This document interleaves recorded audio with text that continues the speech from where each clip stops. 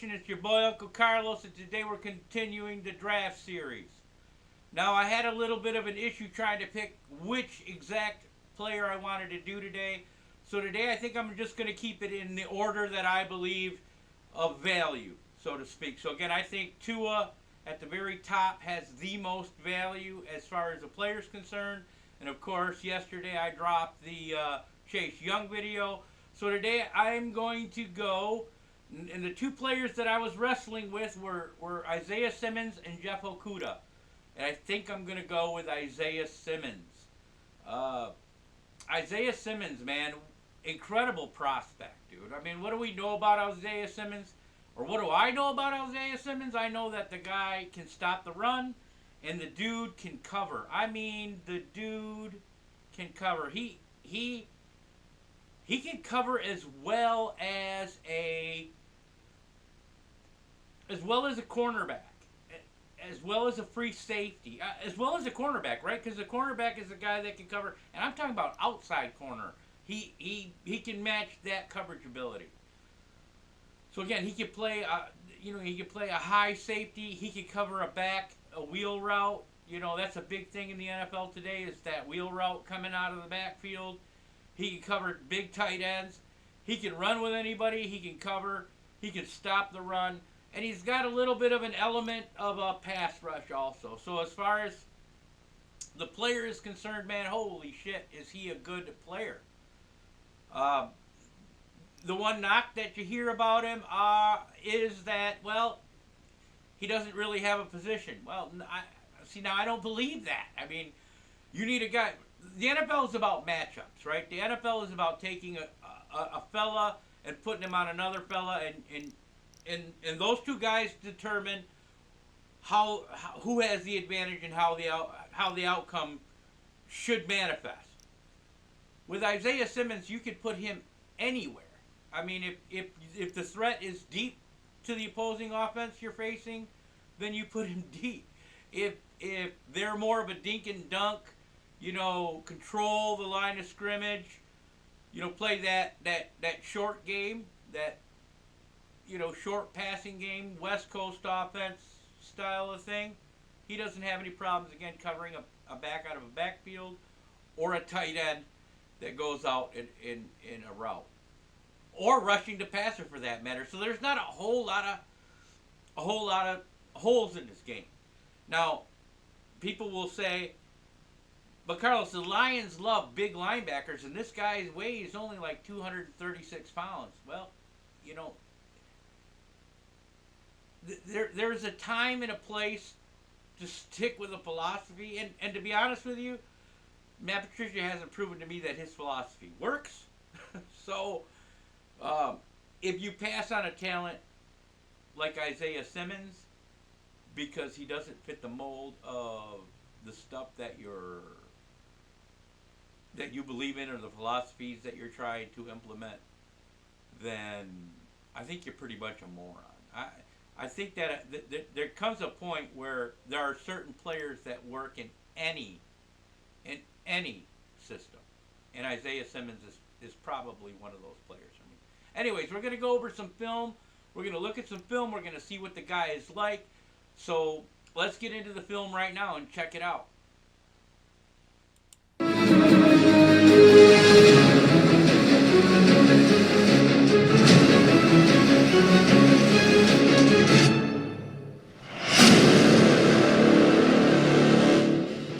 The hybrid defensive player has slowly evolved throughout the past decade to combat the increasing usage of spread-heavy schemes and air raid offenses. First came Tyrann Mathieu, who plays safety just as well as he covers the slot, can mix in at linebacker, and cover receivers on the outside just for kicks. In 2017, that hybrid style evolved to perhaps its highest iteration, Derwin James. He does everything Mathieu can do, but wrapped in a bigger package, which has intensified the complexity of the Chargers' defensive scheme. No hybrid defender with that size and speed has displayed that level of versatility. That is, until Clemson's Isaiah Simmons came along. Simmons is the taller, heavier, faster version of James and towers 7 inches over Matthew and outweighs him by 50 pounds. Simmons embodies the very nature of a hybrid defensive player. In 2019, he played at least 100 snaps at 5 different positions. He can defend the run in between the tackles or cover running backs and tight ends from inside linebacker, rushes the passer from the edge in a 3-4, covers every inch of the third level at both safety positions, and can blitz from anywhere on the field. That blend of positional flexibility is enticing for all NFL teams, but it does not come without its risks. If you create a hybrid role in your defense, you're setting that player up for epic success or crushing failure. Will he be moved all around the field, dominating every area of the game at every position? Or will he be stretched too thin, fail to master the finer details of each position until it's too late for him to settle into one spot and ultimately disappoint?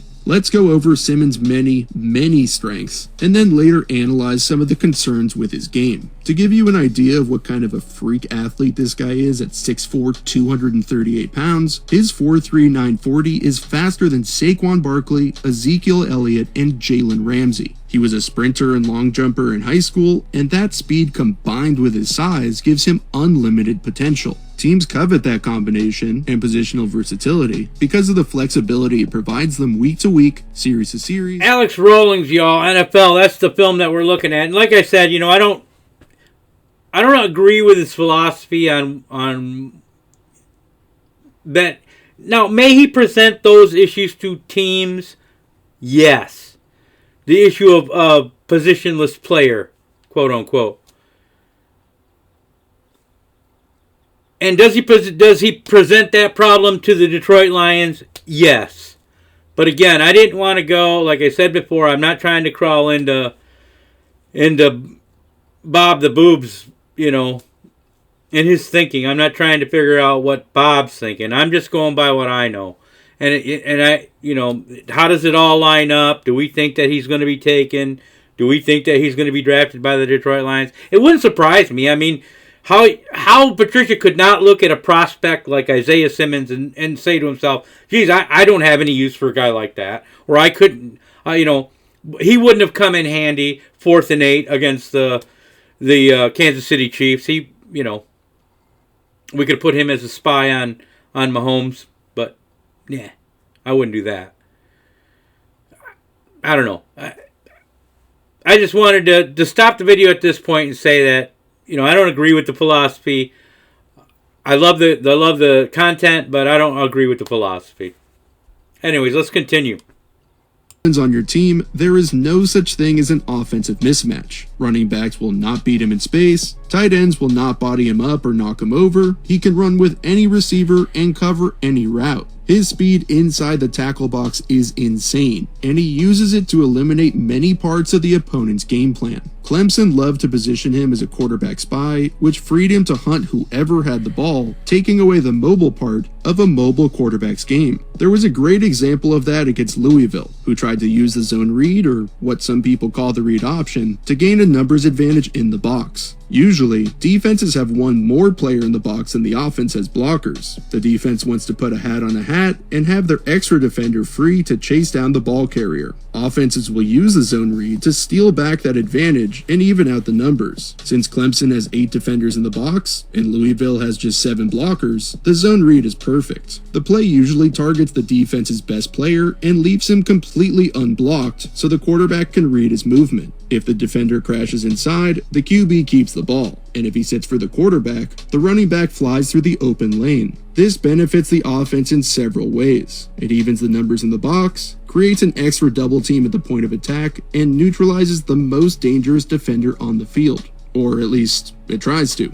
You can tell Louisville is trying to specifically read Simmons when they shift the 2 tight ends over to his side. They want as many blockers to the read side as possible so they can create lanes for the running back. When the quarterback gets the snap, his eyes go immediately to Simmons. With the tight end sealing the gap and the safety beginning to take a poor angle, Simmons needs to essentially guard two players at once. He uses a squeeze and pop technique where he squeezes the lane for the running back, forcing the quarterback to keep the ball, then pops to the outside, showcasing his speed, length, and agility to secure the edge and tackle the QB for a loss. Simmons can run sideline to sideline in the blink of an eye and takes away several... Aha! Aha! What he said, right? I mean, there isn't a place on the field that he wouldn't come in handy. If you're facing Davante Adams and you're afraid of the deep route, you can go ahead and let him, have a part in stopping Davante Adams all day long. If you need to stop Adam Thielen or a tight end or a back out of the backfield, do you understand what I'm saying? If you can't imagine Isaiah Simmons in a Lions uniform being deployed all over the field and somehow he's a detriment, I mean, he'll stop the run. Let's just continue with the video. I mean, I'm getting ahead of myself here.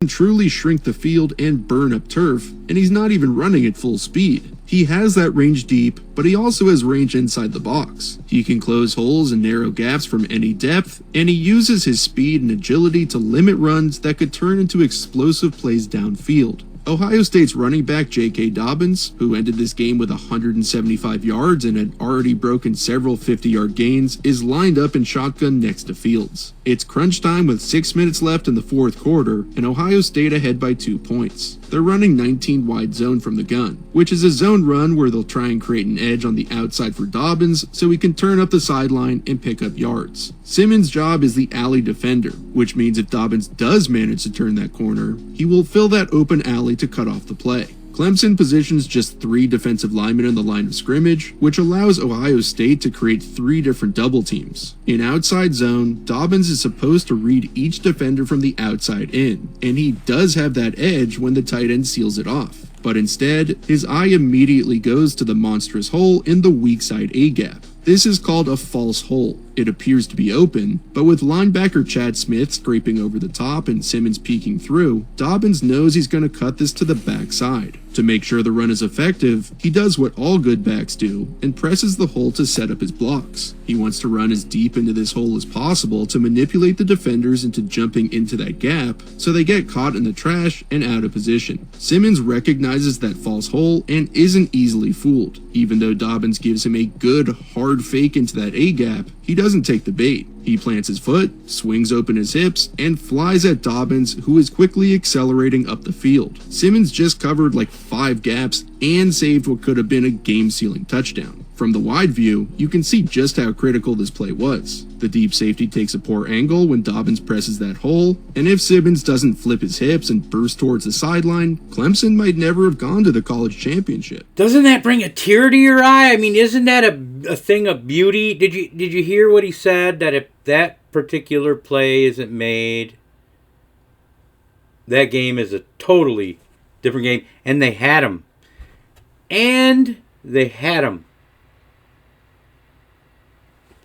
We keep hearing, we listen to Bob Quinn and Matt Patricia speak, and they use the term, gotta have it play. Gotta have it play. Man, biggest stage. The Ohio State LSU game was actually better than the national championship game. That was probably the best game last year of college football. And Isaiah Simmons managed to seize the moment in a gotta have it situation. He came up with aces. Love it. Championship. And you can tell Justin Fields knows just how close this was to hitting big. Now, despite Simmons' incredible gifts and otherworldly athletic ability, there are still plenty of concerns. At times, he relies too much on his natural instincts and tries to beat players in a foot race rather than taking the proper angle to the ball. Occasionally, he operates more as a sprinter, which obviously makes sense due to his background, where he'll run straight upright and doesn't manage to get his pads low enough to create leverage and use every bit of that explosive 238-pound frame. This leads to missed tackles or smaller blockers pushing him around. When he is one-on-one hunting a ball carrier and has a straight line to glory, that guy is gonna get smoked. But if Simmons has to weave through traffic or drop his pads to take on a blocker one-on-one, he is not consistently smashing players like you would think. Another concern is where he actually fits into an NFL defense. If a team thinks that he's ready to slot in at one position and you can just plug him in, ready to go day one superstar, they're wrong. Simmons needs to refine his technique over pretty much all of the positions he plays and hasn't mastered the intricacies of any one spot on the field. His hybrid style makes it very difficult to project him into a specific defensive role or scheme, and that's a real turnoff for a lot of teams. It's not easy to just plunk a hybrid defender into your system, and when he's drafted, that team will have to rework the majority of their scheme if they want him to be that special kind of player. Bringing someone like that in affects every other guy on that defense. It affects their roles, jobs, and style of play as well. And a lot of teams who have an established identity, culture, and philosophy might shy away from that challenge. That's why I think he is the perfect fit in Carolina with rookie head coach Matt Rule. So that's the long and short of it, man. You know, at the end he kind of finishes up with what's being said. And again, I'm going to tell you that it's a you problem. If you can't find a place for Isaiah Simmons on your defense, then you probably have a problem with your defense. Your defense isn't all that awesome. You know, I look at it like this, man. If you're a barbecue chef and you're going to the meat market and you have nowhere, you know, for a Delmonico, if you bring home a Delmonico or a skirt steak, let's go with something odd. If you come home with a skirt steak, you just can't find a use for it because it's just, you know, it can be tough or it can be tender. It can be a whole lot of things, and you can't figure out what to do with it. Then you're probably not a good barbecue chef. So you should probably leave the grill alone, leave it to the professionals at that point, in my opinion. But let's get into who this guy is. Let's get into who. You know, we know what he can do on the field. Let's see what he's like as a player. Let's jump into this film. A little piece that ESPN did with him. Check it out. That's Simmons. He wiped him out. Simmons right up the middle. That is big-time football. It's a mammoth hit by Simmons. He's a freak. He's just unique. You really can't pencil him in as one thing. I feel as if I'm bringing something to the game that no one else can bring to the game.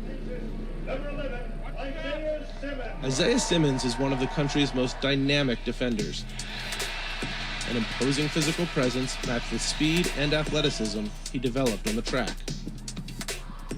I say tracks definitely helped me. I grew up having Jamaican coaches. It was either you run the time that they told me to run or it was do it again. Yeah, they would make me cry. Every Thursday, I had to run 2 seconds off of what my PR was in my 400. And if it was anything more than that, I had to redo it. I feel like that built me to have a great work ethic that I have now. Growing up in Kansas, his diverse yet unrefined skill set made it difficult for college football programs to pinpoint where Simmons fit best. Then, weeks before signing day, Clemson came along with an offer. I remember walking into school one day and my high school head coach had called me and he was like, "Have you talked to Venables?" And I was like, I don't even know who that is.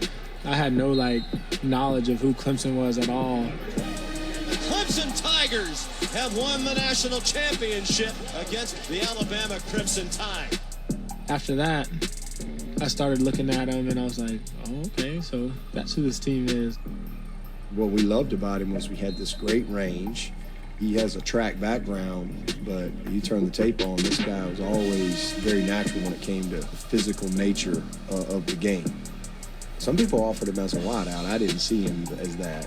His future was going to be, as a defensive player, as a safety. Simmons' impact wasn't immediate. He redshirted his first season and was on the Clemson track team while he built his body for football. In 2017, he showed flashes as a defensive back, but it wasn't until his sophomore season that he found a home as a hybrid linebacker, a position tailor-made for his blend of power and speed. He can go play safety. He can play in the box. He can blitz the quarterback. He can cover. I mean, there's just not a box you can't check. I've never really had a guy quite like him. I constantly remind our teammates like Travis, I'd be like, just because I'm bigger than you, I'm still faster than you. I love to tell him that. As we get out there, everyone's like, no, I got Travis.